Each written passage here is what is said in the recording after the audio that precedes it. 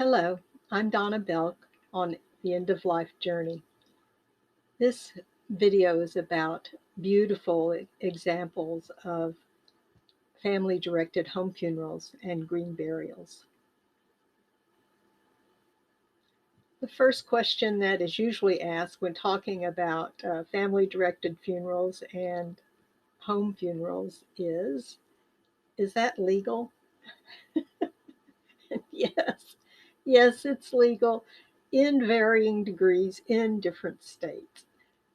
There's some states where you have to have a funeral director present, even though the family is taking care of everything themselves. I, I believe that state is Louisiana, but this is why it's important to connect with others in your state so that you don't have to do all the research yourself. Truly, it's already been done for you through the Funeral Consumer Alliance or the National Home Funeral Alliance, or death doulas in your area might have the information as well. So now that we know it's legal, and now that we know you can get help, I have some examples to show you of lovely um, home funerals. So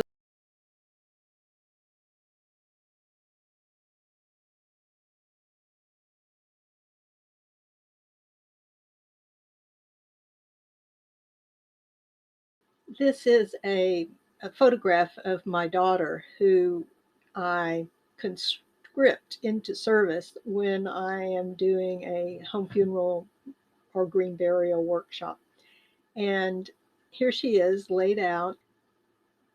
She was simply the volunteer to act as a body while we were doing the after death care portion of the workshop. She makes a lovely corpse. So home funerals are legal, they're green, they're safe, and in all the accounts I've heard, they are wonderful experiences for family and friends. This is the story of Harriett. Now, Harriett was a retired school teacher, and when she got pretty old and weak, she went to live with her son. Harriett and her son played Scrabble as a way to entertain themselves and be with one another. And she spent, I think, a couple months at home. When they knew the time was drawing near of her death, they called the family together, and she had not died yet, but everyone sort of gathered around her. And her two sons made her casket, and she called it her hope chest in hope of the resurrection. And as you can see, this casket is huge. It's much bigger than it needs to be. But the sons were not carpenters, and so they just got some plywood and put it together themselves. It works just fine, doesn't have to be anything fancy. And it was really quite charming that Harriett saw it and was able to give her stamp of approval. So once Harriett had died, the family wanted to provide the after death care themselves, and they said prayers first, and she was still in the hospital bed.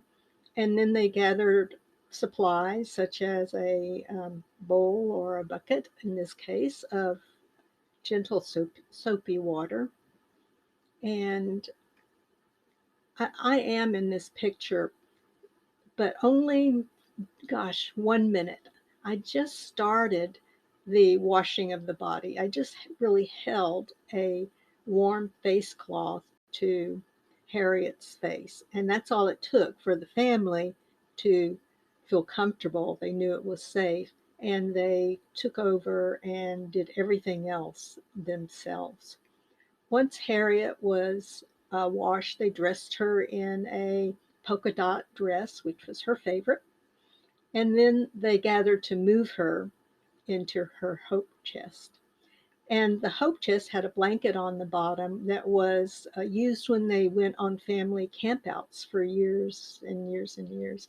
And so they placed her on top of that and decorated the body a little bit with um, Mardi Gras beads. That was her favorite. And put flowers in her hands. And this is sometimes when families will add little notes into the caskets or things that are meaningful to them. This was January, and one of the things you have to consider when caring for a body is the temperature, because there are laws about cooling or refrigerating the body after so many hours.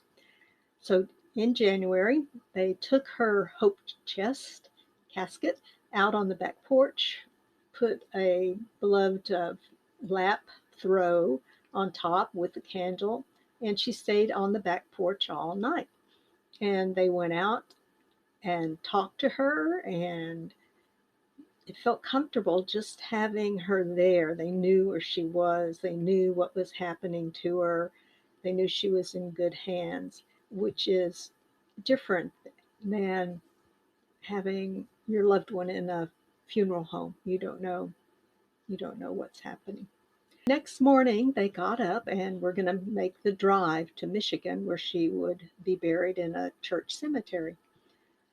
They very happily, as you can see from the expressions on their face, carried Harriett out to the truck, and you could see the kids are there running around, and discovered that they had built the casket too long. It wouldn't allow the tailgate to close. So they had to cover the casket with a tarp and strap it down. Again, the kids are involved here. Nothing is being shielded from them. They're part of the process. I think that actually makes the adults a little more comfortable as well, when they know the kids can be around and it's okay and it's safe and it's loving. Now, the son and his daughter made the drive up to Michigan together, and later he told me how significant it was to have his daughter accompany him on his drive, and that it was such a time of closeness and bonding for them, that it was as just a part of the treasure that was this family's experience. They took the casket to the church where a memorial service was going to be held for Harriett.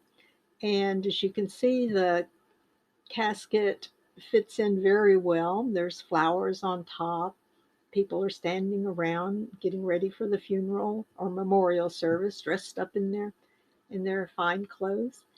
Then on the other side of the casket, you can see where they did some gluing on of photos. There's a Scrabble board glued on top with some tiles glued in place that say, I believe, peace and joy. I'm not sure about that. And you can just tell it's a work of art. If maybe not the finest art, it's a work of love. Then the hope chest was taken to the cemetery, and the family gathered round, and this is what they consider their last family photo together. Later, the grave was opened, the casket was lowered, and the memorial service burial concluded.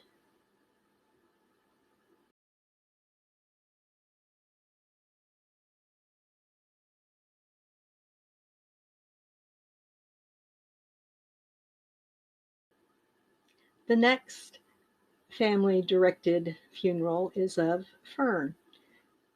Now, actually, it's not family in the sense of your blood relatives, it's family in the sense of friends and people dear to you.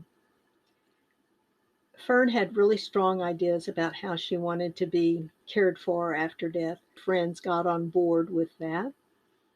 They practiced an earth centered spirituality and wanted to do everything as naturally as possible. So, in this photo, Fern is laid out on her bed for a vigil. So they had done the washing of the body themselves and made a little altar at the top of the bed and laid Fern out for a day or two as they took care of the last of the arrangements. And they sang to her and talked to her and communed with her. Now, here is a photo of one of my favorite things, which is a carrying board. And this is a half a sheet of plywood cut in half and some handles cut into the sides. And I think it's just beautiful. I think it's even artistic. And this is to place the shrouded body on top of. And this is what will be used to carry the body and lower the body into the grave. On the right, you see a picture of Fern where she has been shrouded in her mother's quilt. And you see these white ties, they're actually bed sheets, and there was a ceremony of the wrenching of the bed sheets and crying and yelling in grief as these bed sheets were torn. And then they took them and used them to hold the body to the carrying board. And then they took the body on the board to the grave site. Now you'll notice that there are boards going across the grave, and you set the body on top of those. And they tied ropes to the handles of the carrying board, and this is what they were going to use to lower into the ground. So they uncovered Fern's face for a few minutes to gaze on her one last time, and then they lifted the carrying board. Someone else removed the 2x4s that are going across the grave, so got them out of the way, and then they lowered the body into the grave on the carrying board using the ropes, and then they just let the ropes down into the grave as well. Here's a picture of the grave, and you can see that the shroud is there. They put pine needles and pine boughs on top, along with flower petals. This grave is gigantic. It doesn't need to be near this size, but I'm thinking the backhoe driver didn't realize it was a green burial, and so he dug it 6 feet down. Well, you don't need that for a green burial. You only need 3 feet. Because the grave was so deep, they used pine boughs to fill the bottom 2 feet of it before lowering the body into the grave.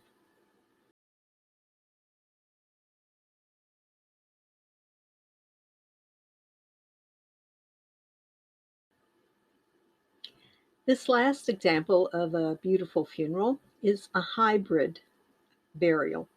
And this is for my mother, who was buried in a military cemetery.